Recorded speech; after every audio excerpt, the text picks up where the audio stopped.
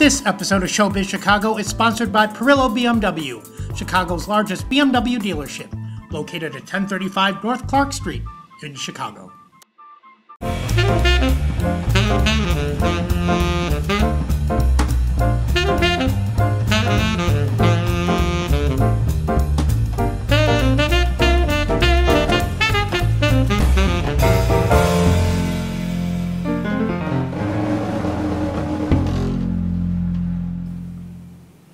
Welcome to Showbiz Chicago, the podcast. I'm your host, Michael Roberts, and I have a very exciting guest with me today who I've been wanting to interview now for the last couple months because he's got a company that has emerged into one of the bright lights of Chicago filmmaking. But not just filmmaking, it's cross-marketing, which you have never seen before. He was just named one of Chicago's 30 Under 30. All right, look at that, Kyle Thomas. Welcome to the podcast. And 30 Under 30, he just told me he's like 18, so I don't know how that happened, but no, you look 18. I'm 25. Right, well, I was one of the 30 Under 30 about 30 years ago. So, and it's Hesperidin Productions. Hesperidian. Hesperidin Productions. Yes. And, well, why don't you tell me a little bit about the production company? Cool. Well, thank you very much for having me today. Well, thank you for coming. Yeah. All right, so Hesperidin Productions has been around for under 2 years now. We were incorporated in June of 2011, so it's been just barely a year and a half officially. We have different departments that focus on specific products that they release separately, but we also cross-pollinate between them all. Right now, we have 2 short films out of our film department, and Stiletto, the newest one, is making entry into film festivals right now. And our fashion department actually has been working on a fashion web series to define the aesthetic for the company as well as aid in the production of music and film. And our music department, which I can't talk about too much right now. Yeah, it's one of those things that I'm so excited to discuss, but I can kind of just like tease about the fact that we are developing it right now. I actually had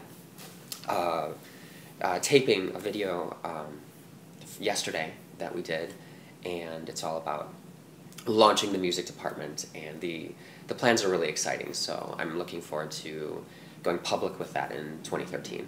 So what is the mission of the production company? The mission of the production company is we really want to create art that can affect people and can also allow them to identify with an aesthetic. And so I think that by the inclusion of film, fashion, and music, people live that every day. You know, it's your music influences the way that you dress. The way that you dress influences the things that you like to digest, whether it be, you know, film, TV, or other media. And I think it's really important to the company to talk about tribe. The tribe is those who work within the company as well as those who follow it as fans and supporters, because we really want to create this movement of people that are excited about the things that we find important, you know, whether it be culturally, socially, psychologically, spiritually, all of those kinds of things. So it's a lifestyle. Absolutely. I definitely think Hesperidian will be developing into more of a concise lifestyle once all of the departments are at their full capacity, because then people can really be like, oh wow, that is Hesperidian. And when it comes to film, I've already been developing that very clearly for the aesthetic of using the lighting, the expressionistic tones of the color. Those are kinds of things that I find to be very provocative in filmmaking. And I used to be a painter, and so I would always kind of use bold colors and bold lighting within that. And so now I'm doing that in film, and it's just kind of something that I feel like is going to be developing throughout all the departments. So talk to me about developing a company from the ground up. What are the challenges you have, and how do you get people on your team that share your vision? Well, first and foremost, I needed to be grounded about it. I've always been an artist, and so I think that being, very creative. Yeah, a grounded artist is an oxymoron. Yeah, it can be very difficult to kind of figure out how to make money and how to build something that has longevity to it. And that was something that I felt remarkably blessed at being able to do, because I've always been a leader and an organizer and, an event planner. And bringing people together has been something that inspires me and I'm really passionate about. And so, I've been bringing people together to, I was writing plays back in college and, organizing these huge parties where we would read them and perform them and things like that. So I had to harness that skill as well as learn how to do it in a way that would be legally secure and financially stable as well. So I met with a lot of people that have legal experience, so attorneys, lawyers, and financial advisors. I was definitely trying to figure out, like, okay, so this is how the business world exists, and then I thought it was really important to actually go out and talk to people and network with people that are already being successful in the business. Because there's the business world industry. and the show business world. Absolutely. Which the two sort of diverge, but they really are separate, animals. Absolutely. And I think one thing that I really wanted to do is, like, I want to talk to people that are making money in film, because that industry is its own beast. And then you have the fashion industry, and you want to know how you can grow in that industry and make money, because I think that's really important to, investors and to building something, because, I want to make sure that everybody has that ability to grow, because I want to, take the art and move it as far as possible and really connect with people, because that is the reason that I'm doing this. It's all about being able to have people, watch a film that we make or listen to a song that we produce, and we can hopefully touch them in some way. I'm not talking about, like, I changed their life. If that happens, that would be amazing, and I think that, for some people that could happen, but I want to be able to just, like, take them someplace for a little bit of time, and hopefully they can feel like they learned something either about themselves or the people around them, as small as that is, because that is changing somebody's life then. So that's the ultimate goal of it. So why is that component missing in the market today? What makes your production company so unique? Hesperidin Productions is really unique because we have such an array of talent and experience that's already in the company, and especially in the music department, which you can't talk about. Which I can't talk about, but, like, that asset to the company, we already have collectively 50 years of experience in that. And that's not me, but that's the people that are so excited to be working with us, because they have been so successful, and I'm really flattered and honored to be working with them, because I'm just like, oh my God, you guys are so, talented and well networked, and I can't wait to talk more about that. What is Hesperidian? Why don't we talk about that? Yeah, because we're throwing that name around, but tell our audience where that name came from. Yes, well, Hesperidian is the brand that we are, and in the development of the brand, we kind of looked at the core values that are really inspirational to my business partner, Jane Morrison, and I. And hi, Jane. I know, unfortunately, she could not be here because she's feeling ill today. Feel better.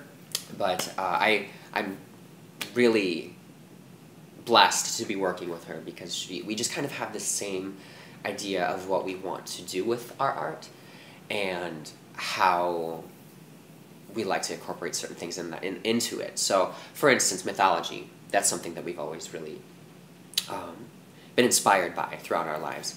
Archetypes, those are really inspirational to me as well. I've been studying them since I was very young. And those aspects were how we were led to the myth of the Garden of Hesperides. It's a Greek myth, and it's about an island that was on the edge of the world where a single tree bore golden apples of immortality. So if you were to eat it, you would live forever. And that's kind of how we look at our art as well. Art in general, it's because, you know, there are some pieces that have such a lasting impact on society. And that's what we, you know, aspire to be. Because someday, you know, I would be really happy to be like, wow, you know, look at this piece that people really felt like resonated with them and, you know, affected something greater than just And if people me. watch Awakenings, Yeah. that's kind of shows the evolution of the company. Absolutely. That was our first short film, which also functioned as our branding piece. And we wanted to retell that myth. I mean, we wanted to show people where the name came from. And it's the tree rises from the ground. And we have three muses who guard the tree. And Fantastically dressed muses. yeah, they are very beautiful and elegant, and that is something that's really important to the fashion aesthetic. You know, what is Hesperidian is something that will be clearer several years from now, and you know, especially like 20 years looking back, it'll be like, what is this? Because right now we're in it and we have an idea of what we're building, but ultimately it's going to be the consumer that identifies with it and hopefully is identifying with what we ourselves are putting out there consciously. And you directed Awakenings. Yes, I did. As a director, what inspires you and what gives you your creative juices? Well, when I went to college, I was really into psychology, and I've always been writing and, you know, saturating myself with characters that were very complex. And so I find the mind to be the most fascinating thing, because you can do anything if you believe it. And that can be both positive and negative. And I think people are just so interesting and fascinating. And what I was creating with Awakening, and the reason it's called Awakening, is that I was painting in bold strokes of, you know, color and light, and it was in a post-apocalyptic world, but ultimately that story can be in the mind. It's a metaphor for what I think everybody goes through all the time, because you have awakenings about a lot of different things. I mean, you have an awakening that you wake up one morning and you really don't want to go to work that day because you just hate what you're doing, and you finally realize that you want to do something else, and you know what that is finally. Like, that's an awakening. Or, you know, one day you wake up and you're like, I am in love with my best friend, and he happens to be a boy. And, you know, whether or not I am straight or gay or bisexual, I love this person, so I am okay with that. Like, those are all the kinds of things that I think metaphorically Awakening can, you know, address. So and it's one of the things the performing arts as a whole can address. yeah, absolutely. So what is your background? You went to college where? And I know you said you studied directing at some point as well as psychology. Well, I'll give the back up the backstory. So basically, I've always been just creating things. When I was young, my father was drawing with me, and I actually got an email from an old family friend, because she had found out about Hesperidian just randomly in the news, which was really cool. And so she contacted me and she was like, I remember when you were like 3 months old and you were drawing and you drew a picture of a person. And I just thought that was really interesting because, I mean, obviously I don't remember that, but I have been expressing forever. I mean, my life is an expression. It's like I would like to live creatively and in bold color at all times. So whether that meant when I was painting, I was drawing, I was writing, I was a professional actor, I was doing like everything. I was taking photos. It was just like nonstop. Like I completely immersed myself in art, which it just was life to me. And so... And you had a family that let you do that too. Absolutely. I'm very blessed to be a part of a a family that has been supportive and loving to me, and my mother has been incredible. I mean, she always was, you know, driving me to, you know, to my auditions and picking up paper for me and, you know, all of those kinds of things. So it's been really cool to have a family that was excited about that. I mean, I was writing plays when I was, oh God, like 5 or 6 years old and directing them to, like, my cousins for Christmas. Like, that's the kind of stuff I've always been, like, doing. And so when I wanted to kind of, and I've been on this, like, journey for the last, I would say, since I was probably, like, 14. Like, how do I make this something that's more? How do I make it have longevity? How do I sustain yourself? Exactly. Like, I don't want to just create art that no one's ever going to see, because that doesn't allow me to Because one thing artists have is an ego. But it's not even about, like, I wouldn't say I feel like I'm so great or it's an ego thing. It's all about, like, I want to connect with you about this right now, and we can have a discussion about it. And that's why I love to immerse myself in other art too. So that was, you know, that's kind of a part of my progression. Well, how did you gravitate then towards film more than theater? Like, what hooked you about film? Well, when I was doing a lot of acting, this kind of actually continues with the progression that I was just talking about. I was doing a lot of acting, I was doing a lot of theater, and I happened to do several independent films. And I, you know, got excited about that. And I've always felt like my acting was much more film-based than theatrical. And that's what all of my teachers told me, too. They were, you know, like, Kyle, you're not big enough. We need to see it to the back. And I was like, but that's not real to me. Like, I want to be real, and I want to feel it and express that. I don't want to have this massive leap across stage just so people know that I'm happy. Like, I want to do it in a way that is small, because that's natural and that's authentic. And so that was, you know, I had a lot of experience learning about film on a very basic level when I was doing that. And then I was also writing at that time. I started writing my first novel when I was 14, and I, one day in school, my teacher, who was a professor of English, she just took my book from me because I was writing in class, and then she read it all, and she was like, "You are amazing.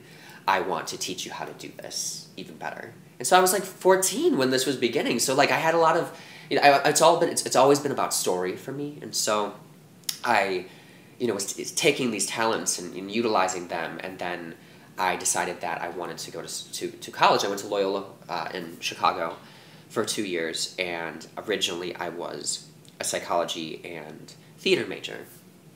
And, you know, once again, you know, just like learning about people and characters and how I can make them more vibrant and authentic was my goal in learning psychology ultimately. And so then I actually moved to Madison to finish college. And it was there that I started picking up a camera and filming the plays that I was writing, and it just kind of evolved. Like I've always been a director. It's one of those things, like I can't say like when it happened. Right. Like, it's how you view the world. Yeah, it's just like, I mean, I was directing when I was 5 years old, when I was making Christmas plays and things like that, and so I felt like I came to it at a not egotistical stance, or like, it just like, it is me, and that's like how I just do it, because that's what I do. And so who inspires you film-wise? Oh God, I mean, there's like directors or actors, or directors. Like, there's just so many things that, I mean, I can't What's think your favorite so many people. What's your favorite genre? Well, oh man, I can't even just like say a favorite genre, because I really appreciate stories that are emotionally evocative to me, and like if I like cry or like feel it, that is what I'm going for. And it's not even like I'm looking to like weep or anything like that, but it's like I direct that way too. Like if I don't feel it, then it isn't real to me. And I know how to kind of put my mind and my self into somebody else's shoes, into Sure. Different kinds of social or cultural or gender differences, and imagine how this person feels.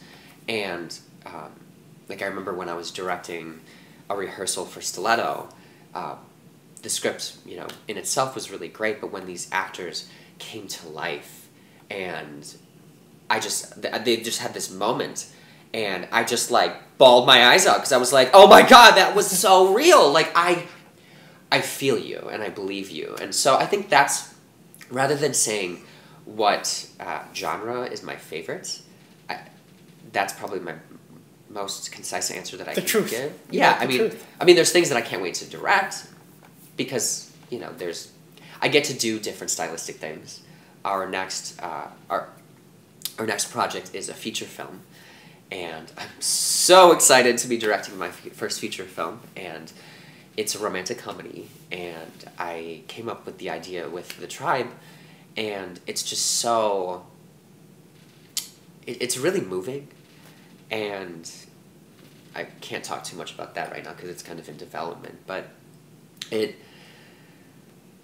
like, the love story at the core of that, I want people to feel that, and I can't wait to work on the final drafts on that piece and to bring it to life with the actors. Working with actors is one of my favorite things, if not my favorite thing, of film directing. It's so cool to be able to bring that. So what kind of director are you with actors? Since you were an actor yourself, I'm sure you have a much greater insight than a lot of film directors that are just film directors. So what are you able to give your actors, do you think, to make them better actors and to make the film better? Well, the thing that I feel that I kind of, like, this is, like, I just felt like I fell into film directing, because it's something that I've always been doing, and my collective talents and experience led me to that, is that I noticed that a lot of film directors don't know how to work with actors and don't know how to connect with them. That's very true. And that is, I don't know. I'm just excited that I can. So whenever we have an audition, I just want to give feedback, because it's all about creating a relationship with this artist, this actor. And, I am not beyond them. I want to make it real for them. And that is, if they can feel it and they can produce it, then that is real. So it's like I want to put them in a place that is safe for them, that is really emotionally charged and open to them, because I would rather have them bring it to life in a way that's true to them. Because actors, they have different methods that they all utilize. So, there's people that really like to work inside out. And then there's other people that like to use, inside or outside in. So, like, things, I want to... And whenever I'm working with an actor, the first thing I'm going to say is, like, what works for you? Tell me about you. And it's funny because, like, most of the actors that I've ever worked with, they become my closest friends in real life, because we just go there emotionally, and it's totally vulnerable, and it's totally charged, and it's safe and happy and very supportive. And yeah, I mean, that's, ultimately, as a director, I know what I want, and I know exactly what I want with everything. But the way that I get that is that I lay the pieces before me, mm-hmm. and I allow people to make the decision to follow that and create that, because then that means that the piece that we're working on is going to be better, because it's beyond just what I envisioned. It's not like a control thing. It's all about, like, okay, well, this is what it should be, but then it always becomes something more, because when I allow them to create, they fill it in with bold strokes, and I just love that about a film. Well, let's talk about the editing process of a film, because that's what always fascinates me, because and film actors that I know always have this love-hate relationship with either directors or the film industry itself, because they can give their best work, to a director, but then it's not like on stage where you're going to get feedback and it might be something different every night, but at least you know where it's going from beginning to end. With the film, it's completed, then it goes through the process of editing. So what an actor could be envisioning is not going to be what he ultimately thinks character-wise is happening in the film. How do you take that into effect as a director? Well, I like to create the story. So because I had a very theatrical-based training, and since I've been writing since from the beginning to the end for a while, I like to talk with them about what happens to them in this film. Let's take Stiletto, for instance. Kristen Anderson, she's one of my closest friends. She is by far one of the most amazing actresses that I've ever worked with, because she is so vulnerable in that space. She just completely, creates this magical space where her character is alive. And so it's not some people I think intellectualize things, but for me as a director and as an artist, it's about the emotion. And so we talk about okay, how does this make you feel? And I think because I was trained in psychology as well, it allows me to hopefully communicate effectively with these very different people, these actors, in a way that makes them feel willing to go on that journey. Because, for instance, the character of Celine, Kristen played Celine in Stiletto, and it is a very dark role, and it is a very painful role. What is Stiletto about? Well, Stiletto is about a district attorney who has been on the case of this archbishop who has been accused of molesting little girls, and he elicits the help of Celine, who is the madam of the Chicago brothel, and they kind of team up to bring the archbishop down. And the film it's about 25 minutes or so, but the amount of things that happen in this piece are very there's just a lot of them, and it moves very quickly, but I wanted to tell this story that effectively happens in 25 minutes, but leave a lot of subtext beneath it too. So yeah, it's really exciting to be able to take these people and these characters on these journeys. And the final sequence of Stiletto, when Celine, is there, the writers had done incredible work on the plot and on the characters and the dialogue, and I just knew what I needed in that final scene, so I actually just rewrote it before production, and I would sit there and just get chills because it's so powerful and painful, beautiful. And yeah, you have to see it. I would like you to see it. I would love because to. It's absolutely. It just at those moments where it's just it's so raw and painful to the touch, but it stings in all the right ways, I hope. So about so at the end, everything's done. We're editing. How do you go about taking music choices for the film? That music is, like we were talking about before, is every bit as important. Oh yeah, absolutely. As a dialogue and underscoring. So how do you go about choosing things like that, and what's the collaborative effort with that as a director with you? What do you look for? Well, when I'm using scoring a film is different than necessarily producing a track for a musician. Right. But when I'm doing the score, Gregory Smith is the composer that we've been working with, and he is phenomenal. The score for Awakening is just really powerful. The tribal drums that he uses and the build it just captured it. And I look at music, it's another way of scoring emotion, and I kind of want to lead the audience into a way that they are open and trusting to the film, because if you can kind of score what you are hoping that the audience feels, I think they feel easier to go on this journey with you. Like, for instance, I've seen a lot of short films in the past that use like the synthesizer. Mm-hmm. I feel like that instantly makes people shut off because they're not used to it, maybe. And it kind of separates that. But I want to use the music to like latch into people and just be like, come with me.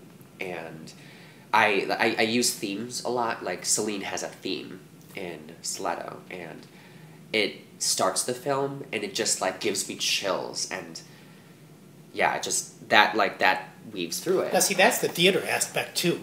I think that's your theater background. Yeah. Where, you know, I don't know if it's musical theater or whatever, but that's very theater, where you have specific music for characters that you're going to start following. Because you can always turn music against a character too. Absolutely, yeah. So it's really exciting to be, you know, like when I'm giving my direction to whether it's my cinematographer or my composer or an actor or a production designer or a wardrobe designer, you know, like across the board, I kind of tell them what I'm going for and what the end vision looks like, and then they help me get there as well. So I'm all about taking their ideas into account and being like, you know, like Gregory, he'd be like, you know, I don't really know if I really feel this exact moment with this kind of sound. What if we do this? And then we hear it, you know, hopefully we love it, but I am totally open to it. And that it's just the products that we've been getting is just so high quality because everyone is so committed to making something that is that strong and that beautiful. Well, and it's because of you too. It's your vision. So how do you go about financing a company like this, especially in today's market where, you know, people are very hesitant, you know, even to invest? How are you finding investors and investors that trust your vision too? Because you don't want investors coming in and saying, oh, no, I'm going to give you money, but you're going to do it my way. Yeah, absolutely. God, when it comes to investors, I feel so blessed. And I actually was having a conversation with my friend a few weeks ago.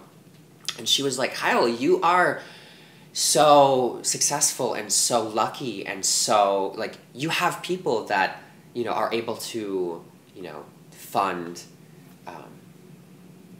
things that, you know, you believe in. And I've always been very grateful and thankful because initially I was the one that was funding everything in the company. I had a really good job where I could make a lot of money very quickly bartending in Madison shortly before I moved to Chicago for the, you know, final time here. And I saved up a lot of money very quickly. So I've always been very good with money. I like to save and like to spend it appropriately. And so that was something that, you know, helped us, you know, chug along in the beginning. But when we are doing investor presentations, you know, you really need to make sure that you have your information straight and that you have everything prepared.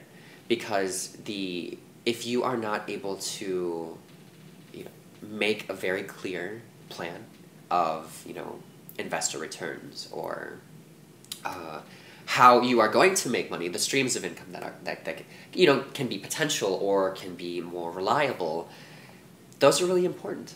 And I really just am so excited to be able to work with some people that are very intelligent and experienced. And that's another thing that I feel like I've been grateful and pretty lucky with, is to be able to work with people that do have a lot of experience, you know, decades of experience working on building capital. And so that is something that, you know, I don't take for granted any day, because I can, it's been like a year and a half now that I have been just doing this. That's it. And I don't have to go to be a bartender or go to be a waiter. And I am so lucky. And I recognize that every day, because I can wake up and give 12 hours to what I love, and that is amazing. So where do you see the company in 10 years, 20 years, 30 years? Well, I'm trying to figure out how to answer that question. Plans are very important to me, and I like to meet my plans, and I like to meet, the plans that the company sets forward.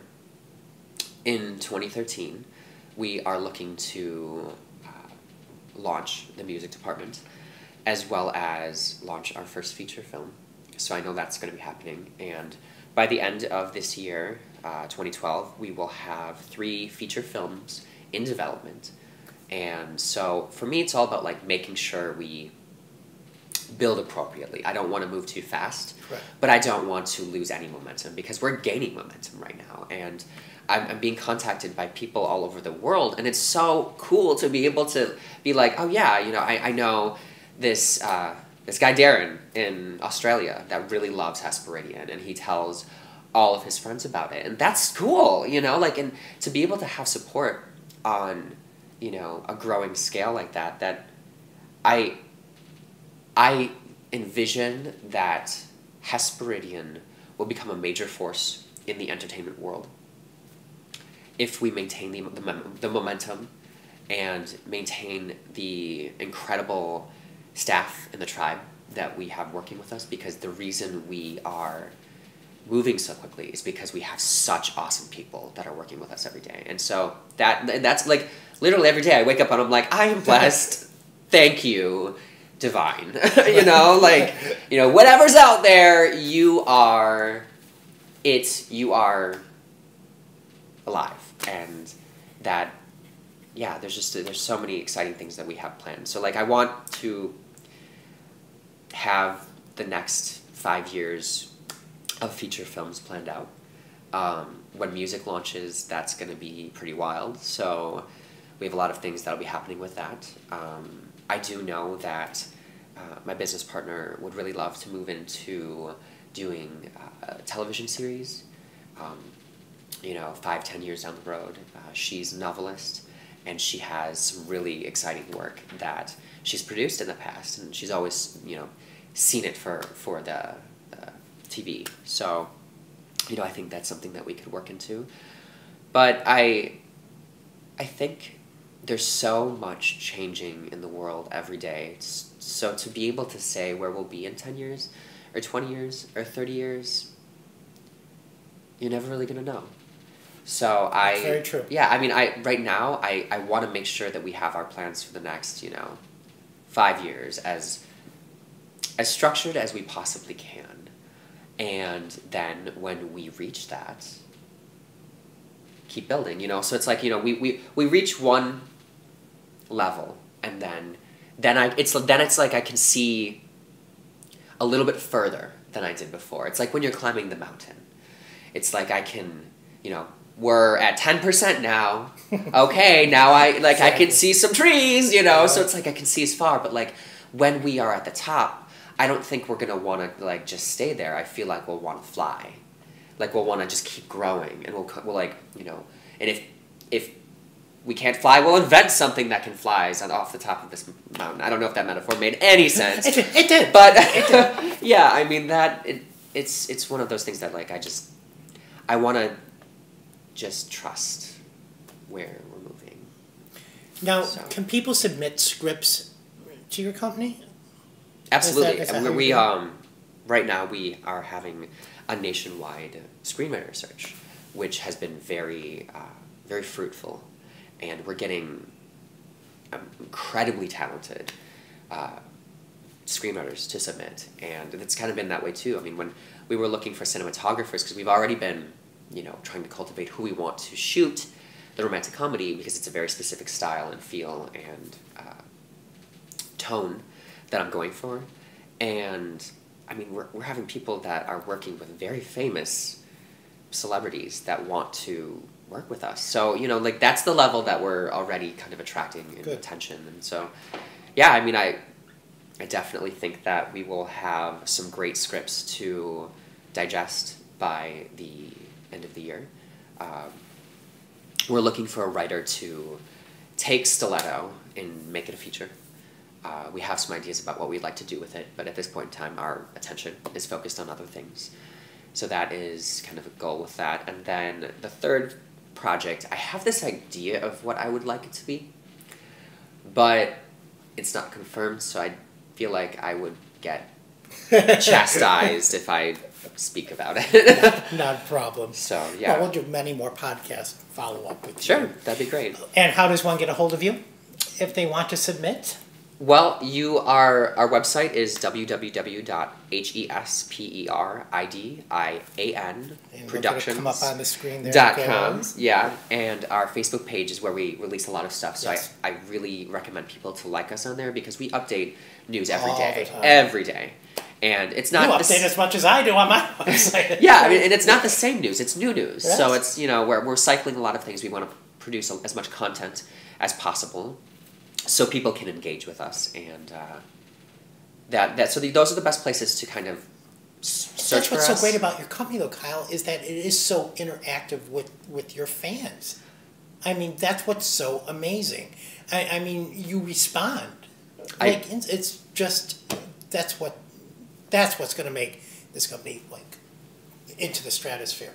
Thank you. I really appreciate that. Absolutely. Well, thank you. Is there anything you want to add? Let's see. Well, thank you for listening. I really appreciate that. Of course. And I look forward to interacting with more people and, hopefully doing another podcast. That would be great. Okay. Thank you. Thank you.